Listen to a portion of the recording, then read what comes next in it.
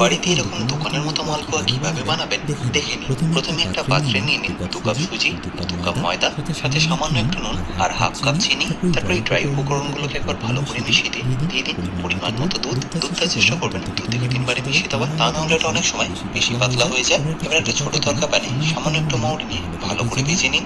ভাজা হয়ে গেলে সেটাকে ক্রাশ করে দিয়ে দিন সুজি আর ময়দার মিক্সচারে। এরপর এতে সামান্য একটু ঘি দিয়ে ভালো করে মিশিয়ে রেখে দিন 10 থেকে 15 মিনিট। এবার যেহেতু এটা আমরা রসের মালপোয়া বানাচ্ছি, সেই জন্য একটা প্যানের মধ্যে নিয়ে নিচ্ছি জল আর চিনি, সাথে অবশ্যই পারলে 1 থেকে 2 এলাচও দিয়ে দিতে পারেন। এতে এর গন্ধটা বেশ অনেকটাই ভালো আসে। এবার চিনি রসের টেক্সচারটা ঠিক এরকম চলে আসলে গ্যাসটা বন্ধ করে দিন। এবার একটা কড়াইতে তেল নিয়ে মালপোয়াগুলোকে একটা ল্যাডারের মাধ্যমে এইভাবে ছাড়তে থাকুন। দেখবেন প্রত্যেকটা মালপোয়া ঠিক এরকম বলের মতো ফুলবে। তারপর যখনই দেখবেন দুদিকটা ভালো করে কালার চলে এসছে, তুলে নিয়ে রসের মধ্যে দিয়ে দিন। তারপর কিছুক্ষণ রসের মধ্যে রেখে তুলে নিয়ে একটা জালের মধ্যে রেখে দিন, যাতে এক্সট্রা রসটা ঝরে যায়। ব্যাস, তারপর পরিবেশন করুন দোকানের মতো মালপোয়া।